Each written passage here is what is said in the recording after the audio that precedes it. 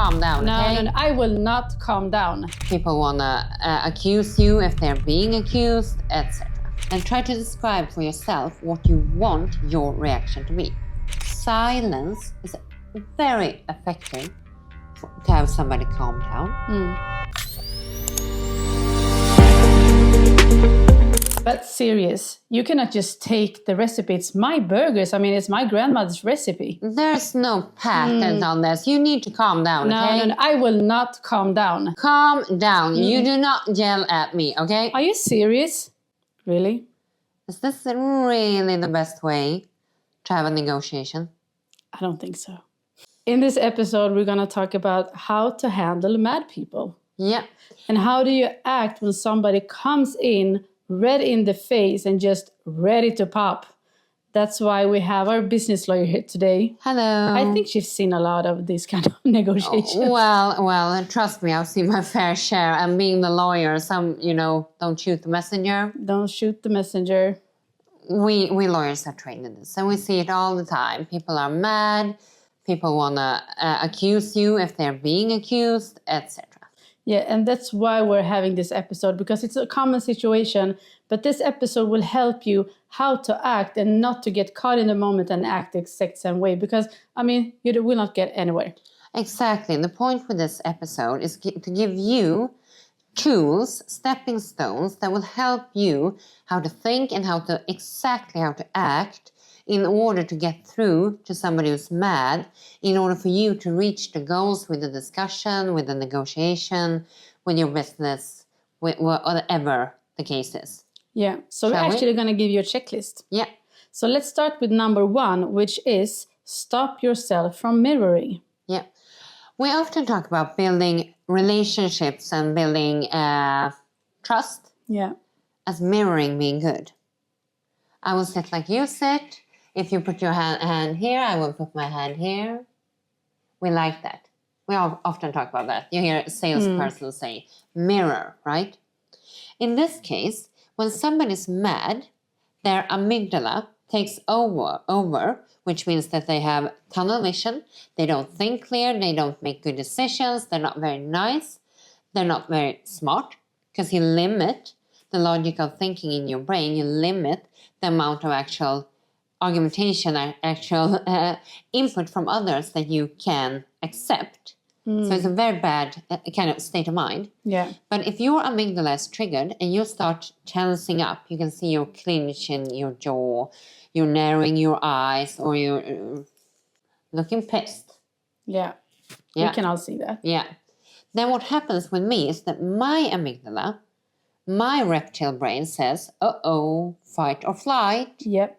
And then instinct will say, I will start tensing up. I will start clenching my jaw. I will look pissed.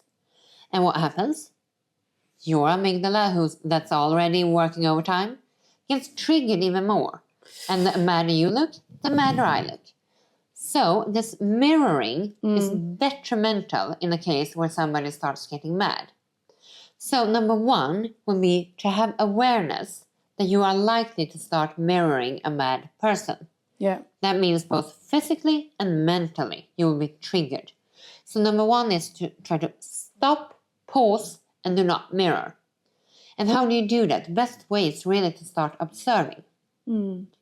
Instead of mirroring, you can start thinking, that person looks mad. That person is mad. That way you distance yourself and you keep contact with your logic, your caudal frontex, instead of the amygdala taking over. So number 1, no mirroring. Regulate your own emotions is step number 2. Yeah.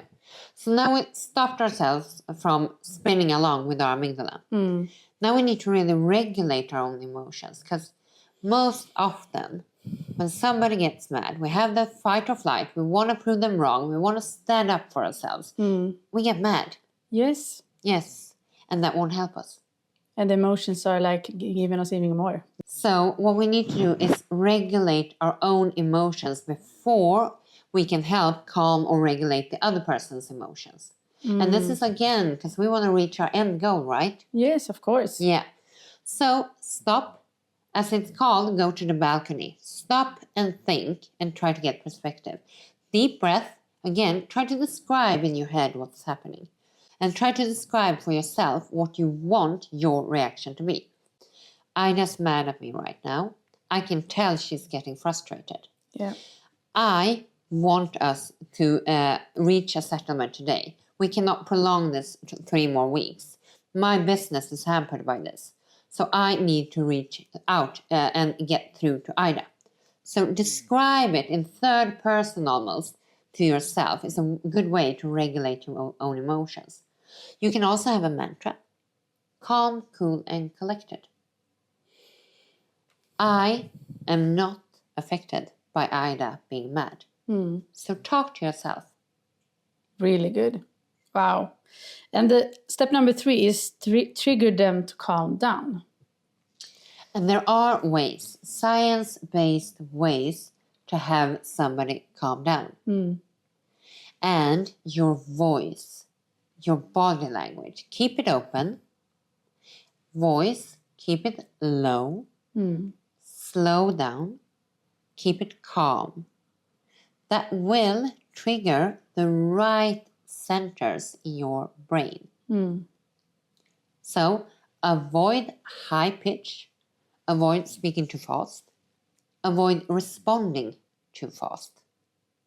And you're also helping the person, because sometimes if a person is mad, you're so focused, you cannot see anything else. You might need help to just go back to where you started. And the calm voice will, you cannot help it, you will calm down by it. So good. So good. And then we have the step number 4, separate yourself from the problem. Because at this stage, still, when somebody's mad, it's easy to take it personal. Because it's really, really, often they accuse you or they criticize something you have done or your argumentation, your point of view, or you're just a damn stupid asshole. Can happen. Can happen, right? So try to separate yourself from the problem. Try to not take it personal, because then when we have the next steps of how to deal with this, it will be much easier. So for me as a lawyer, when somebody's mad at me and accusing me and I'm representing somebody or a case and I drive a hard bargain, I kind of sidestep myself. I sidestep this whole Katarina, and I'm Kat, the lawyer. I'm here doing my job. And that means that I'm not easily offended. That's a really good tip. Yeah.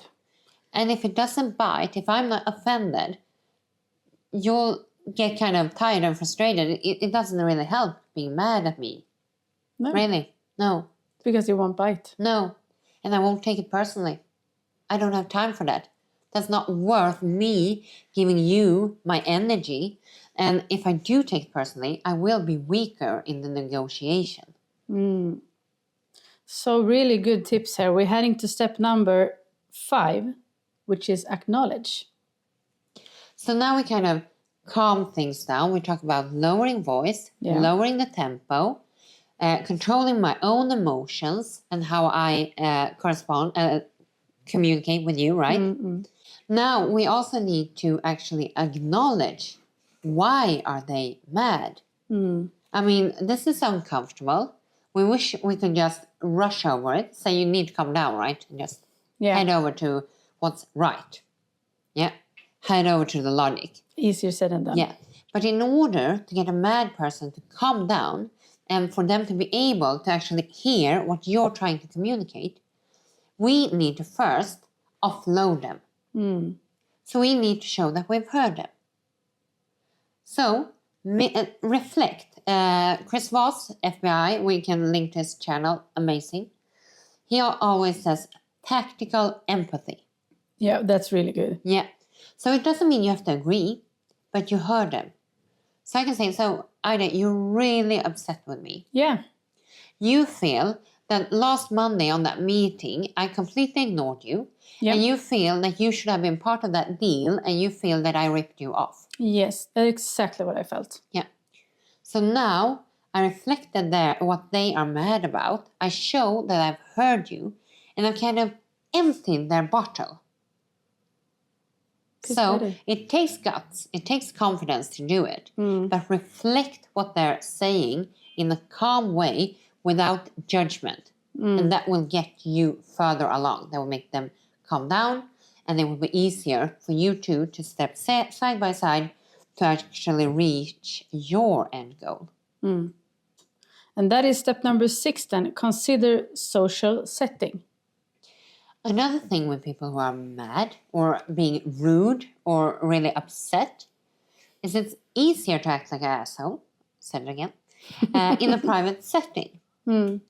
So if somebody has the tendency to act like a bully and to raise their voice, maybe next negotiation you should bring somebody along. Yeah. It can be a lawyer if you can't afford that. It can be a friend. It can be a colleague. It can be having the discussion in a public setting.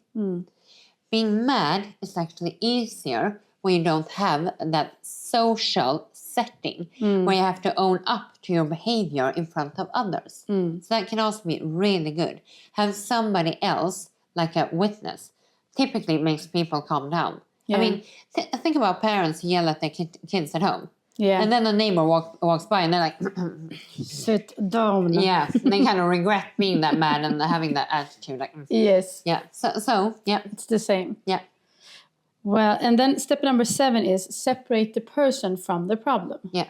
So we talked about not getting personally attached to yourself, taking it personally, right? Yeah. But then you also, in order to find a solution, and in particular not to trigger a mad person to just keep being mad and making you the villain, because they love making you the villain, and they're the victim. Yep. They're just, you made me mad, right?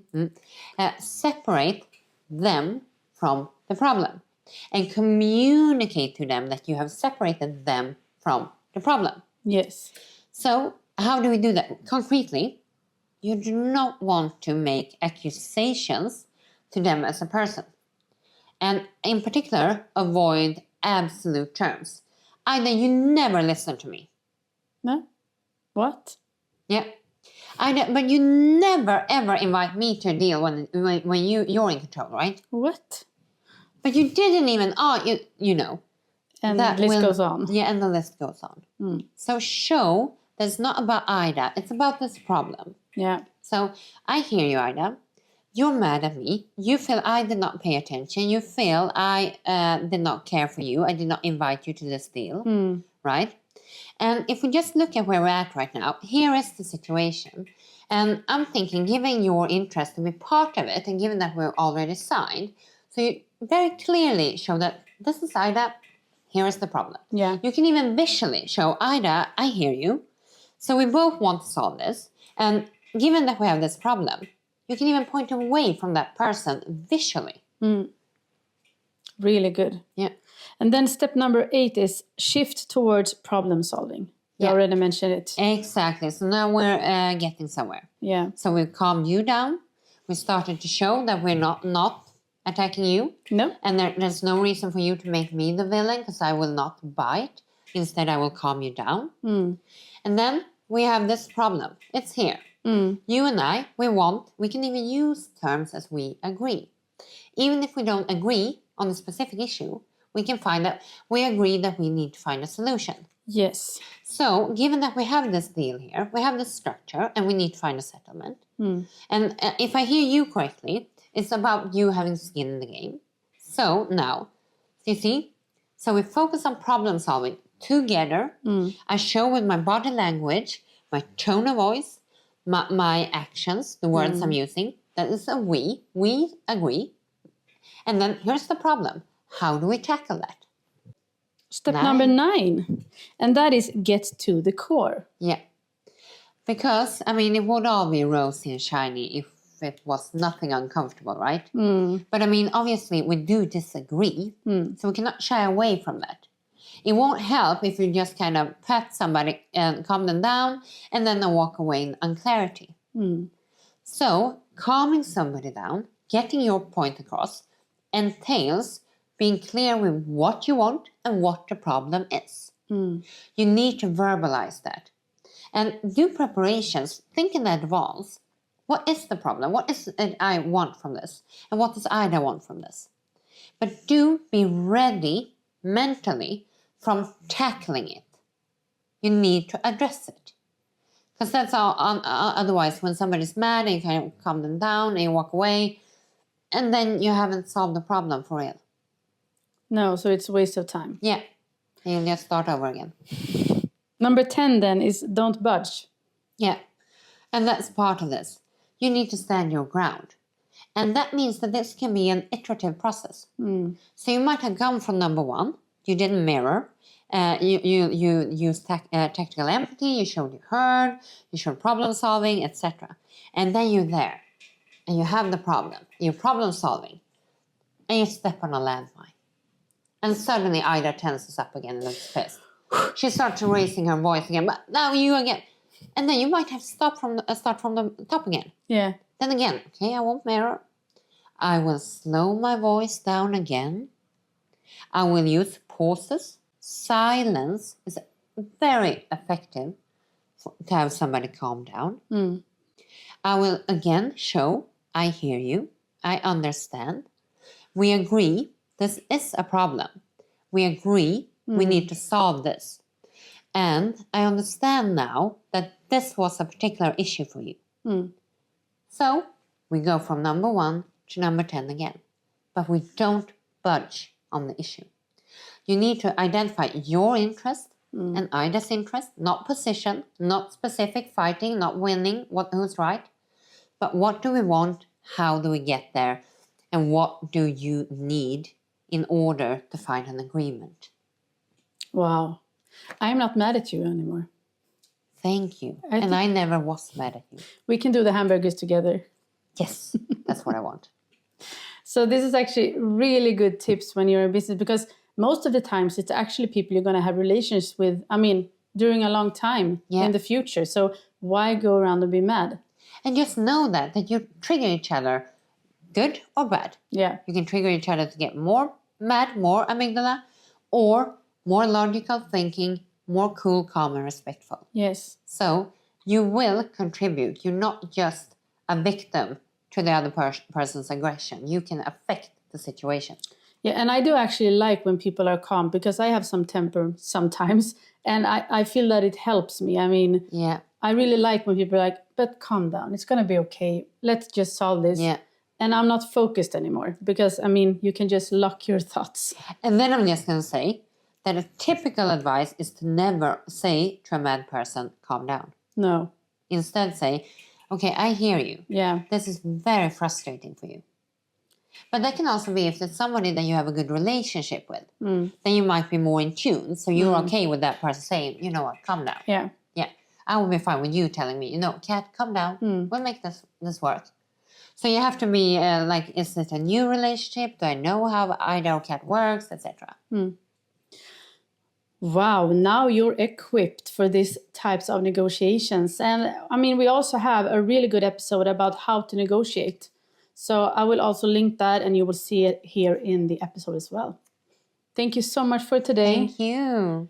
And this episode is also powered by Gold Venture Investments.